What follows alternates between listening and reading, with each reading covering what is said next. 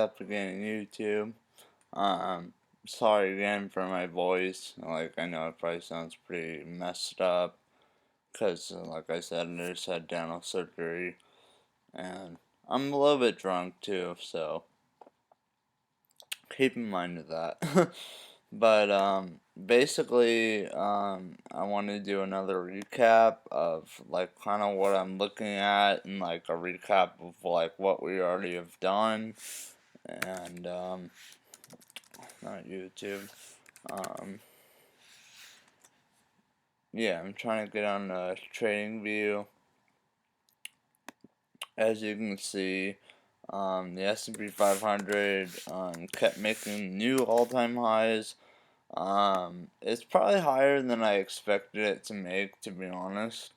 Like, I'm never trying to, like, cheat you guys or like be like that type of guy that's like, oh, I fucking knew like that was gonna happen. Because when you have the mindset when you think you know everything of what's gonna happen, you're basically fucked in the market. And the market continues to push to new all-time highs. You know, or like the SPX at 3,200 and shit. And it's one of those things where I don't know what I'm doing with this chart, to be honest. Maybe that's because I'm a little bit drunk, but it's one of those things where like you're pretty much lying to yourself if you think that I'm not lying to yourself. Like, some people actually are very good at trading and they understood like we're just gonna keep pushing and pushing from more all-time highs. I saw Monday coming, but I did not see the rest of the week coming, especially on Friday, that extra gap up. I really honestly didn't see that. And so we're going to do a recap of everything that we talked about. Like, one of my first stocks I talked about in my first video was Alibaba, ticker symbol BABA. And here we are now, we're pushing 212.25. And basically before, like the first time I started talking about it on the video, even though I've been in it since like 193, but I talked about it at 204 and a half or so, maybe even 205. And then we were at about 208 in the second video, and I said that if we push over 211 and a half, we can start pushing higher. And we did do that. We basically pushed, even though we closed down a lot, like we closed down a lot of the day, but we closed towards about 214 or so. So we went up to 214. I was talking about this stock getting to about 220 as a long-term breakout. I know in the second video I actually did say to like cut your position in half, and because I wasn't feeling certain things of it, but even if you held half of the position, you still did really well with this stock. It's still something I was very bullish on, and as we go down the list of other stocks we talked about, so we talked about BABA, we talked about PayPal, and PayPal was about getting to 111, and as you can see, we pushed higher towards 110 again, but then we kind of reversed and had, kind of a bearish candle, and we reversed down to 108 and a half. I mean, I still think this ultimately gets to 111, whether it pulls back some. I talked about even this, like on this day of this red candle, December 17th or December 18th, and I talked about, the fact if it kind of pushed down some, it's a good buying opportunity. So if you took some weeklies or, you did something to make some money, and then you did very well with this name, and you can continue letting your core term swing position rise up in value, and we pushed up towards like 109.5, and then we broke down and we kind of reversed and we closed lower than the low, which is not a big deal. It's not like every time a candle's red it means it's bearish, or like it has nothing to do with that. But it is one of those things where it did break down during a time where the market was very strong. Like I said, one day never makes a trend and stuff like that. But like there's certain action of PayPal that's a little bit unimpressive to me right now, even though we've made very good money on it. But I still ultimately think it'll push towards 111. If it kind of broke below this low, it'd be a very good buying opportunity, towards 106 or so. But even right here, I still like it long. I never really changed my bias. And then we'll go over all the ones we've gone through throughout the videos. Here's Qualcomm. Qualcomm pushed up 90, kind of closed halfway in the candle, and I still think that Qualcomm's gonna push. It's gonna push towards 94, towards the recent high, and then even higher than that. I ultimately think over a longer period of time, so you have to be a pretty long-term, patient swing trader to experience that type of gain. I like it long biased here. Another one we talked about was Home Depot, which is one I never got into. Like I said, I talked about it like when we were down here in this red candle. I talked about it breaking down to 208 as a good level to buy it at, and then I talked about the fact that it never went down to 208 and it pushed higher means it was a pretty strong trend, and here we are at 221. And that was one of the levels I had said in my previous videos was 221, and ultimately I think we can get up to 229, maybe even 230 on this name, so that would be upside to about here for 229. So that's a pretty big move. And then 230, so somewhere in that range I think we can get to relatively pretty quickly, considering the fact that we never put down 208. Like I said in the other video, like we were pretty much higher. I still don't have a position in Home Depot. Unfortunately, because obviously it would have paid out very well. But and then that was basically the video we went over on the 12th. Now I'll get to the video we went over on the 13th. And in that video, I'm trying to think of the stocks I talked about. Oh, I talked about, I believe it was, no, it wasn't Square. Oh, I'm sorry. I talked about Adobe. I already took all my profits in this name. I talked about it getting to 328, and it actually made its way up to 330, which higher than I thought it would have, like for a short-term basis. I do think the stock can make its way to 338 and in a similar fashion, but I'm not as highly convicted that it will get to 338 as I was that it would get to 328.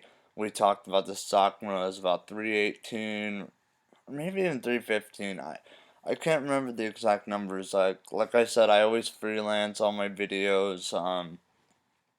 In a way that's probably better for the viewer, and it's better because I don't have to like edit all this stuff, and I don't really plan on editing things and stuff. When you say the way it should be, that's kind of the way it would. And I talked about ABBV, even though we've already doubled our money in the calls and the January calls, and that was when it was basically like right here at $90, and I talked about it going to 93, and here we are. We probably hit a high of about 92, so pretty close to that high of 93, and we reversed back down. But it's one of those things, like I closed a lot of my position on a double, and up to here, like the position was at least a triple or more. and so you would have made very good profits in this one, following along and following the trade. I talked about Hasbro on a pullback. Oops. I talked about Hasbro on a pullback to 101, and it was one of those things where it pulled back to like 101.75.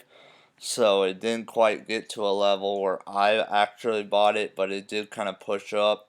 Like I said, like I'd still be hoping for. I don't know how to get rid of this thing, but I'd still be hoping for a like a longer term bias. I don't know how to get rid of the screen, to be honest.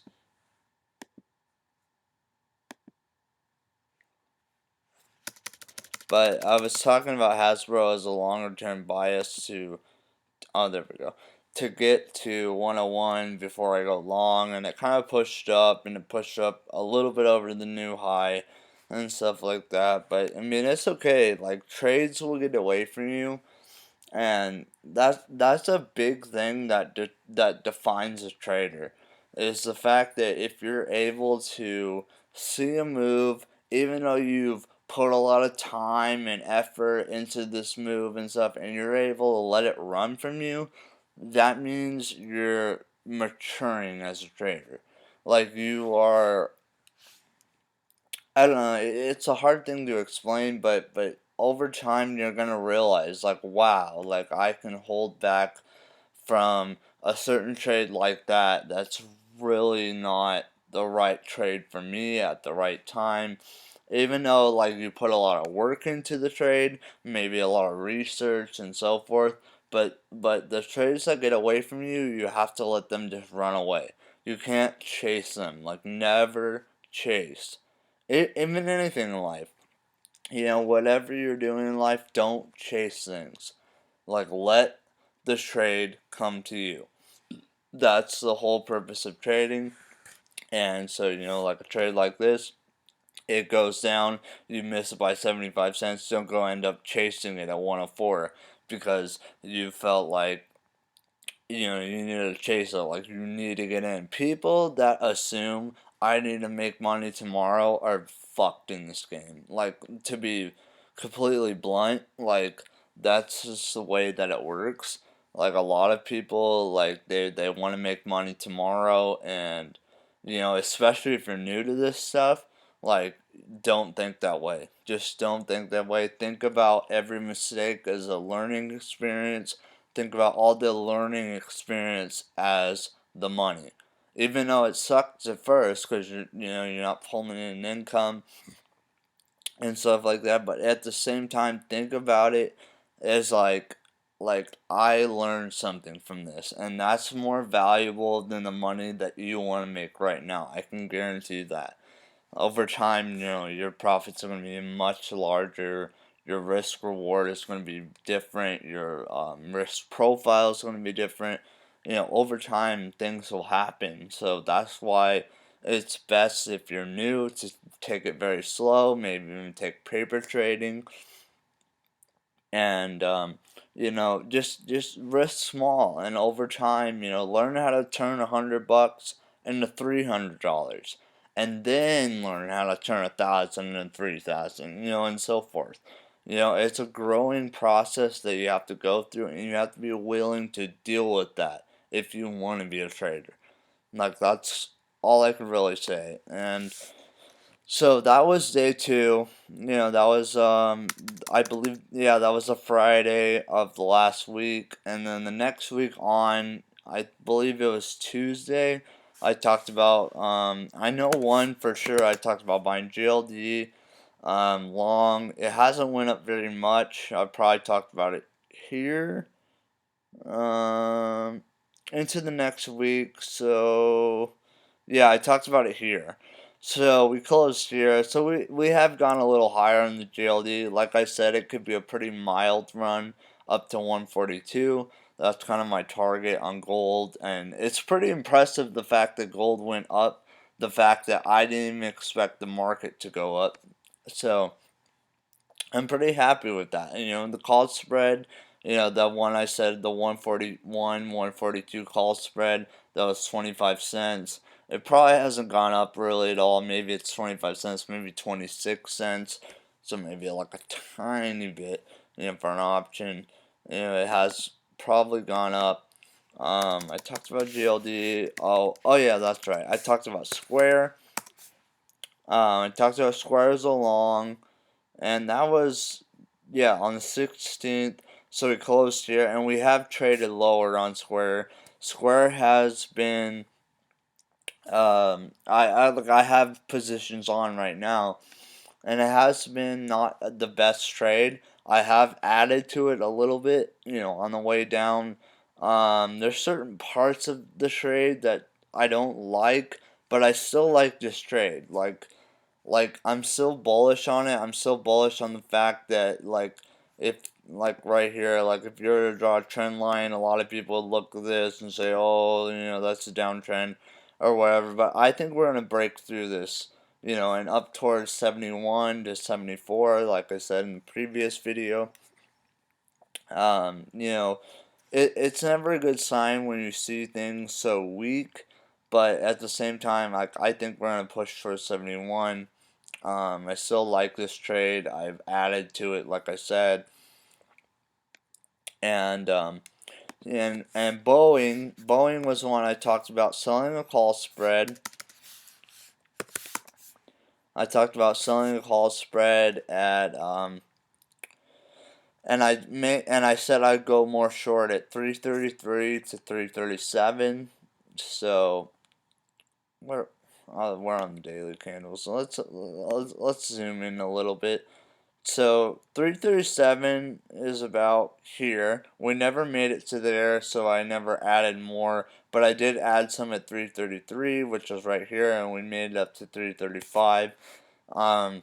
So I profited some on that, and I actually closed the position I put on 333. I still have my core position, which is the first position that I added.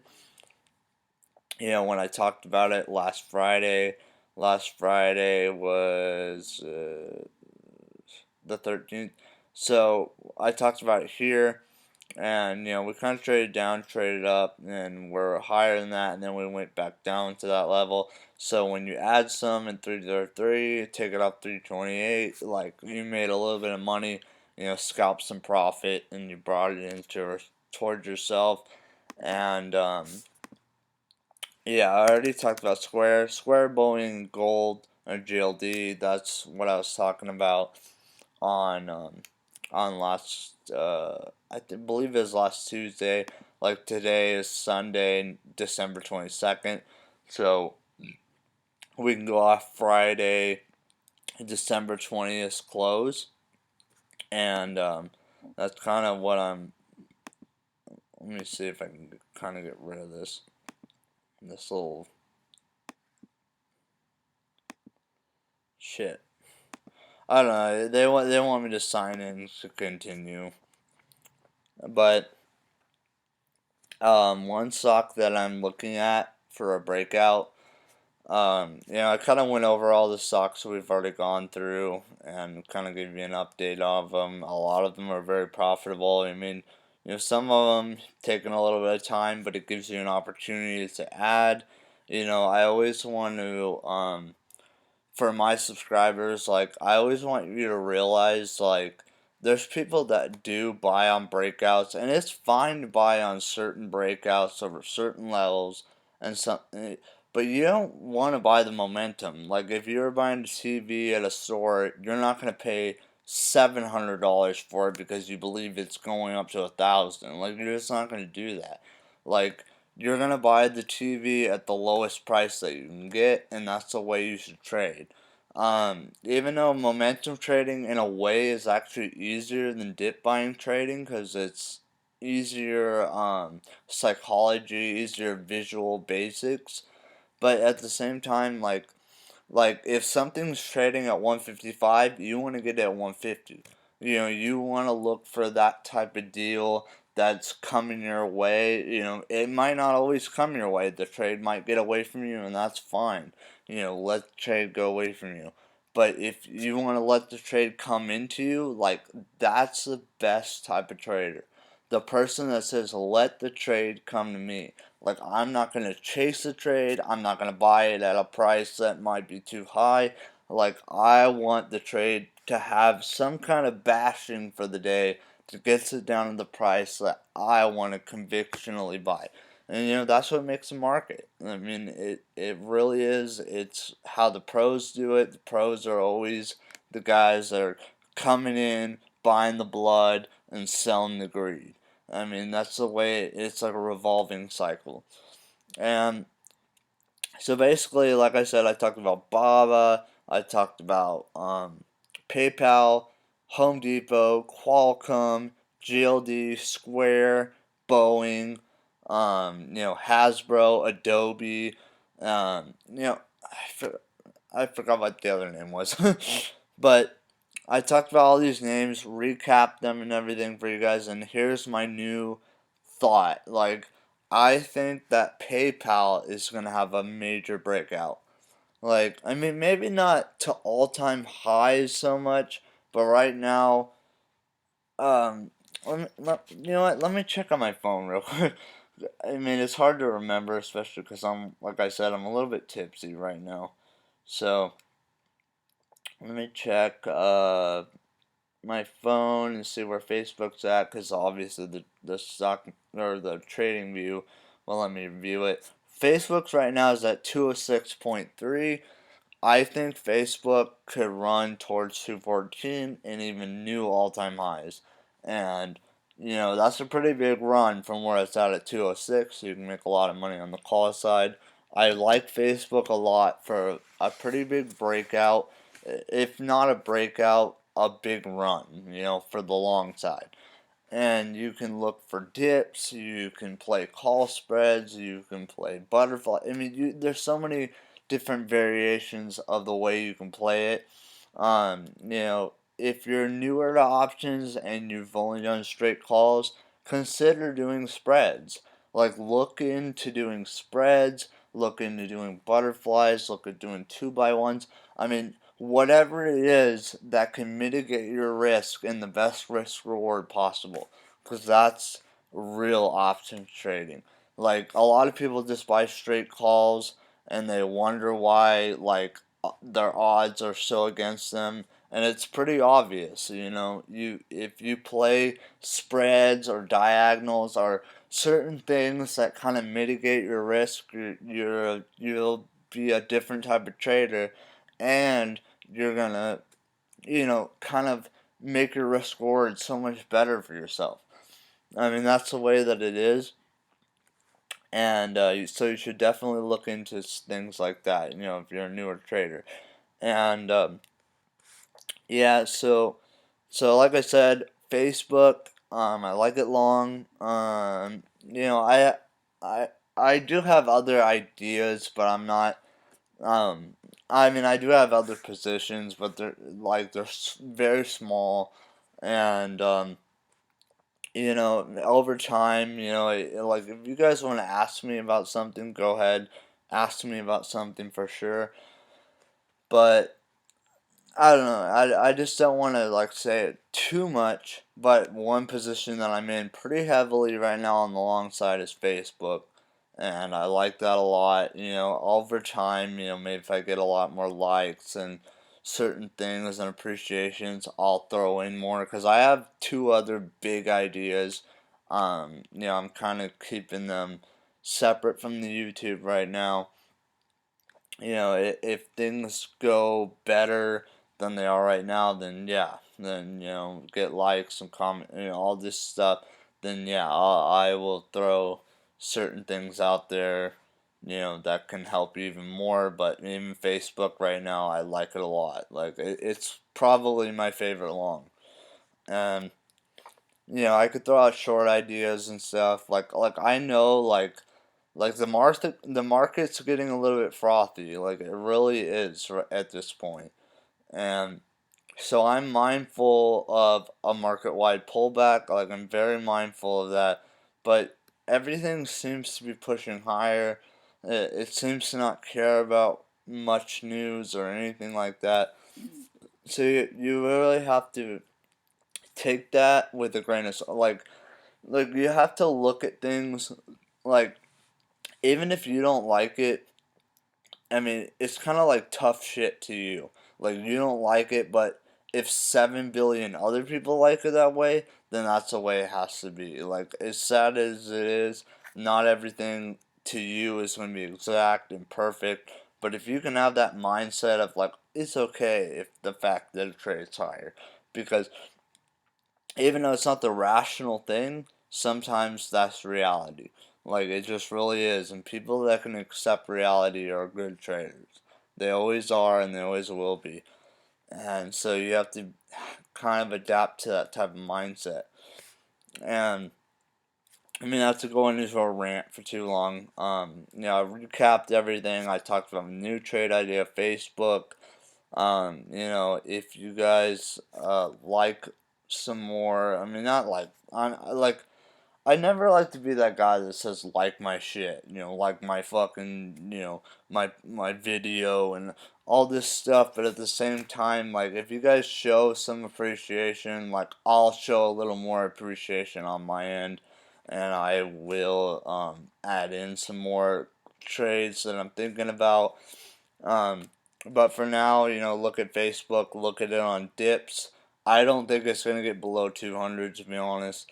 But it could chop around for a little while. I mean, no doubt about that. Like nobody's gonna predict the exact time, but I do think Facebook is gonna start ripping higher, and so you can ride that to the upside, whether that's calls or stock or spreads or diagonal spreads, butterflies, anything like that. Like, look for that to ride to the upside. And yeah, so I'll just end the video here. Sorry for rambling a little bit. Love you guys. Thank you guys so much for watching, and peace out, guys.